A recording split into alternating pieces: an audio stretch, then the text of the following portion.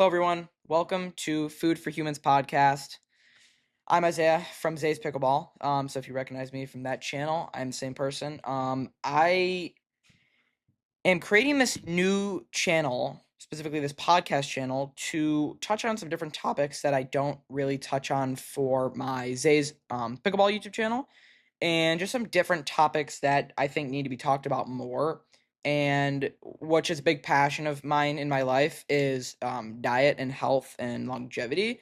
And I don't talk about it too much on Zay's Pickleball. And I really only talk about some small things in my diet, but it's actually way larger than that. If you guys haven't known, there's a lot of stuff that goes into it than just my daily diet and what I tell you guys about my diet. So yeah, kind of for this video, I want to just get into what I think about kind of food choices and, longevity lifestyle choices and kind of just, all that kind of stuff. So, yeah, let's get into today's video. All right, guys, so let's dive into really the spectrum of food choices, and something that's what I kind of want to touch on for this video is kind of just one side of food versus another side of food. So one side is the diabolical side, as in very unhealthy foods and ultra processed foods, and then the other side is obviously single ingredient foods. No processing. For example, a good example would be raw milk, unpasteurized, one ingredient, single ingredient food, or technically a drink.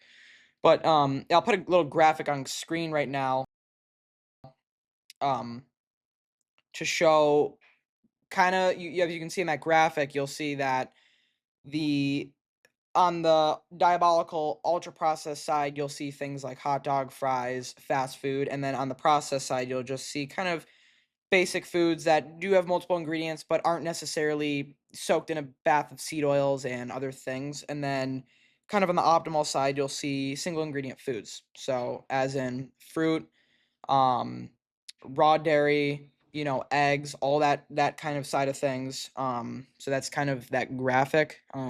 Just kind of get you an idea if you're not too familiar and you don't, kind of keep up with the health, things and stuff. But for this podcast, I just want to basically educate you guys on that. So, what makes foods diabolical? I'm gonna be using the word diabolical a lot in this podcast because I think it's a good word to use for what I'm trying to say. What I mean by diabolical is just unhealthy. So basically, for a good example of what would be like a diabolical food is, for example, a sugary breakfast coated in cereal, stripped of nutrients, huge insulin spike, huge crash. It's not only that, like, it's not only sugar. Like, everybody talks about, oh, all right, there's sugar in the cereal. It's fine, get a little insulin spike. That's only one part of the problem. There is it's bioengineered food ingredients inside of this food that is going to cause your literal gut to be inflamed with so many additives. You don't understand. So, for example, let's take Cheerios, for example. I'll put a little graphic on screen of a Cheerios box. Um, let's get that for an idea. If you ever read on the side of the box, I'll put the side of the box on screen. You see it says bioengineered. What do you think that means? So, when something says bioengineered on it, just for a quick kind of example of what that just means that it's not real. That is a engineered food ingredient that someone took and processed so much that it's not going to have any of the effect that it is going to have in your body is diabolical. So those is a good example. So, for example, an ultra processed bioengineered additive that would come to mind very, very often, which may not actually be in Cheerios, but it is one that is very common in foods, is monodiglycerides of fatty acids. So, this additive has many, many side effects. I'll put the effects of it on screen. Um, there's many side effects on this additive, as you saw on the on screen, but you could take a moment to pause and read that. But I think that you know, you're using this as an ultra processed additive that is making these foods. I don't know why they put it in there. I mean, well, I think we all know why they put it in there. Let's be real. To raffle off some of the main reasons why they're obviously putting it in there is number one, they don't want us to live a healthy life where we feel good. The government doesn't really want that. They want a kind of like this slow kind of you're kind of fat and unhealthy. That's what they want for you. You don't want that. You do not want to get sucked into their hole of buying these foods that aren't necessarily really that cheap either. Groceries necessarily aren't really cheap. So you don't want that. Um and basically um as I was saying about the additive was monotriglycerides, the government obviously wants you to intake that, right? So we don't want to do that. So more alternative options, better alternative options for, you know, cereal options. I'm just using that as an example. There are so many alternatives. Like I'll give another example. Um, Ice cream. So I before my whole health protocol, which I've probably been on for about maybe over a year, maybe less than a year. I honestly can't really pinpoint the exact time, but I've been on it for a pretty long time, and I would say that, some foods that I used to eat were like, for example, ice cream and Doritos. I'll use those as an example because those were two foods that I did used to eat a lot. I haven't eaten those, and I haven't eaten Doritos in a year, obviously, since I started the protocol. I haven't eaten ice cream in, well, specifically bad ice cream because I'm going to specify what I do eat now. So I've been eating this ice cream. It's funny, I just started eating ice cream like back to eating ice cream like 2 days ago because I was at my local grocery store and I found this because I heard about that Bears for Bears ice cream, and I was like, "Oh, I really want that," but it's not in my state, so I'm trying to look for an alternative option, and I ended up finding one with about 7 ingredients, which include here are some of the top ones: egg yolks, milk, vanilla extract, and 2 other ingredients, I think, or something like that. And this ice cream, people say, "Oh, don't eat, sugar and sweets daily." The thing is that this ice cream does have sugar. It has 22 grams per serving. But the thing is, right, that this sugar is not ultra processed. And this is what we can have a deeper dive in this, processed and unprocessed sugar later. For example, processed sugar releases a high insulin spike and non-processed sugar doesn't. So basically, I eat this ice cream daily. Literally, I eat it every single day with a healthy cookie that I also um found and I really like. I'll in later videos I will show you more about this ice cream sandwich. Like I'll literally show you guys the exact brand of ice cream that I use. Because it's very good. I want you guys to try it. And then for the Doritos, another alternative for the Doritos was Siete chips. So it's a brand. They do not use seed oils. They use avocado oil, which is pretty much the most optimal oil you could possibly use for a chip because avocado oil has a very high smoke point. Um, Olive oil doesn't necessarily have the highest smoke point. Olive oil is better for example, drinking raw at a non-high temperature because it has that lower smoke point. And lower smoke point just basically means that it's going to oxidize and basically become rancid at higher temperatures. With kind of avocado oil, the smoke point is around 450 to 500 degrees, if I could give an estimate. And that basically means that you can cook it on very high heat without it oxidizing or becoming rancid. So that's just kind of what that is. And yeah, so Siete brand, very good brand of chips. And I think they're the best alternative to all the unhealthy chips on the market. For example, my favorite flavor is probably the lime flavor. Lime flavor, they just have like lime salt on them and they are really really good. Like you guys need to try. I'll link them down in the description so you guys know what I'm talking about. And in some later videos too, I'll also talk about some of my health essentials and different things that I use, and you've seen me wear this for a very long time. I've never even told. I mean, you've seen me wear it in my Zay's pickleball videos, but I've never really talked about it. This is a Whoop, as you can probably tell, and I'll get into more about why I chose Whoop and over like Aura, and I also wear an Apple Watch, but I chose this over an Aura ring for many many reasons, and it's a well known company that A lot of athletes wear their products, and I think that it's a good company. And for example, someone who wears a Whoop is Brian Johnson. We all know about him. $800 million, sold the company, and now became a full-time health person. And I learned a lot from him. But I have been focusing more on Paul Saladino. I think he is really making a good effect on the whole health community. Because I really like the way he does his animal-based stuff. I don't personally eat animal-based. I eat really a balance of everything. But everything that I do consume is to the highest quality, the highest health standard, because I don't want to fill my body with absolute garbage, right? So, um, what else is there to talk about? Let's take a look here. So we got that. Um, Another example: sugary drinks, soda. You all know soda's bad. So much processed sugar. Um, it has caramel food coloring. I mean, this stuff is practically just exploding your body with some of the worst things that you really could possibly put into your body. So it's a great example. Buttery microwave popcorn, great example. Um, Trans fats, crazy amount of sodium, crazy amount of artificial additives that inflame your gut.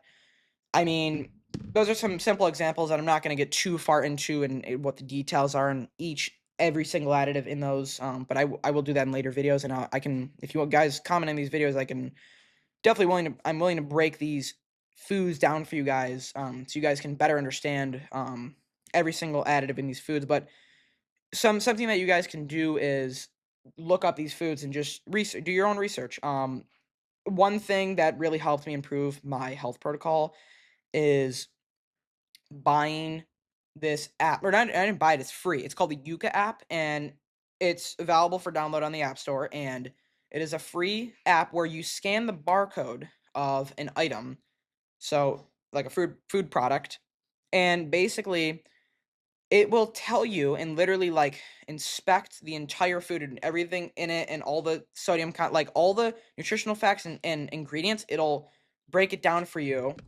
and show you. Here, I'll pull up a food that I scanned if I can find the app, which I can. So I'll show you. For example, I scanned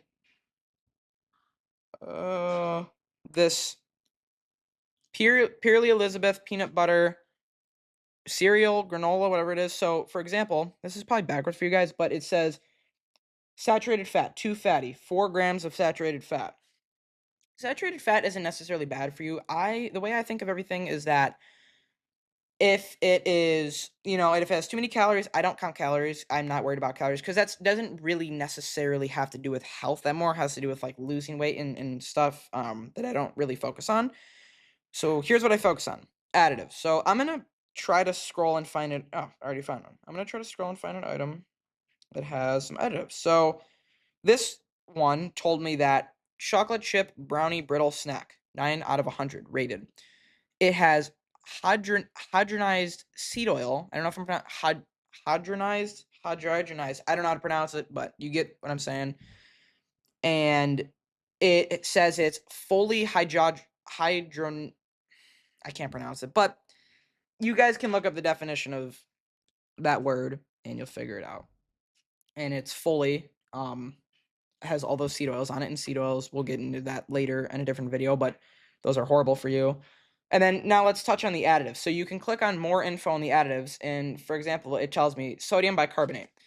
This additive is mainly used as a texturizing agent. A recent study by Inserm found in association with the onset of breast cancer. However, the research team is responsible for the study of highlights certain undertakencies for additional studies are necessary at the stage to confirm this correlation. So it really, if you click on the study, it literally shows you whole study, and you can just scroll through. And I've read many of these studies before, and it's one way I do. Oh, actually, a lot of my research. So yeah, great app. I will definitely link them. I've been using that app for about a year, pretty much since I started the health protocol. So yeah, but that is kind of for that side of things in terms of some foods that you shouldn't do and some foods that you should do. Now let's get into that's foods that you shouldn't do. Now let's get into practical swaps. This is the selection of foods that um let's see, selection of foods that you shouldn't do. Where's the ones that you should? Okay. It doesn't show, but I will just tell you some off the top of my head. So, a very optimal food that you can eat literally every single day is a steak. Steaks are loaded with many micronutrients, including, I'll actually just put all the micronutrient content on screen for a steak. They're loaded with micronutrients and they are something that will literally make you will feel more mental clarity after eating a steak. Like, and they taste amazing too. So it's one thing. I don't actually eat a lot of steak, but I really would like to, but I don't. But that's just one example of something that you could eat every day and is super, super optimal for human performance and health. Um, and all this dieting that I do, all really does improve my pickleball performance on the court.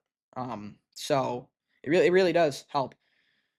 Um, so yeah, why does this matter for longevity and optimal living? So I'm gonna read from this script because I had some important things written down that I want to touch on in terms of why this matters for longevity and optimal living. So I'm gonna read from it.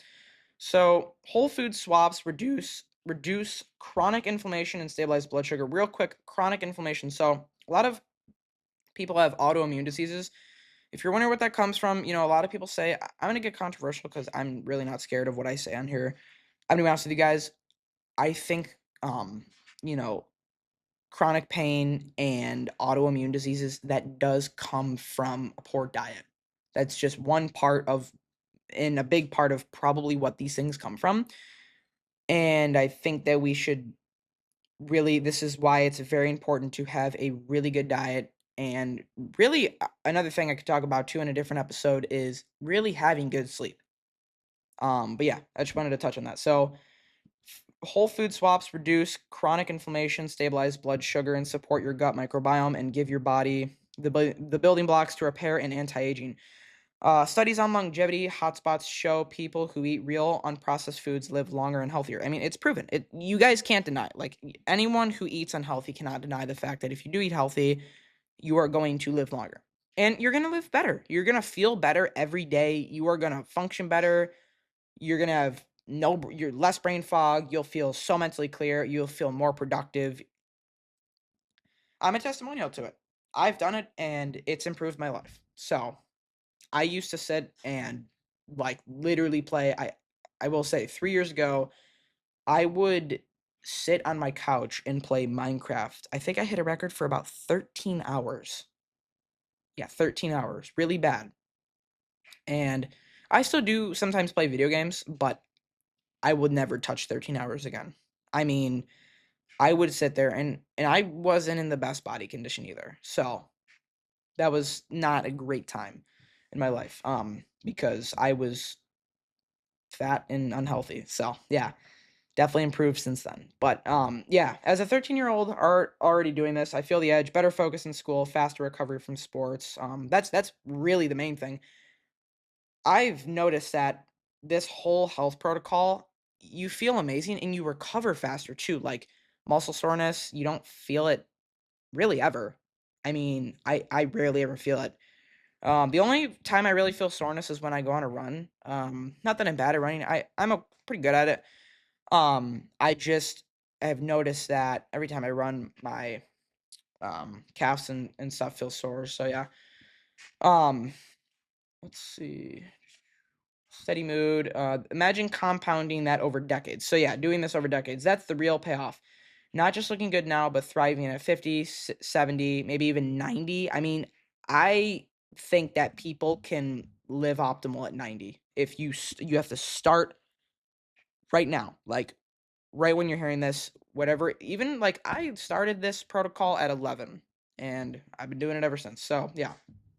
Um but yeah, that's gonna be a wrap up for episode 1 of the Food for Humans podcast. Let me know what food swap you're gonna be trying first. Drop it in the comments and I'll reply to all the comments. Please subscribe. I really do want to grow this YouTube channel and make this a bigger thing. I know it will be very, very difficult for this YouTube channel to probably catch on, but I hope it does. So thank you for watching episode 1 of the Food for Humans podcast. See you guys in the next one. Peace.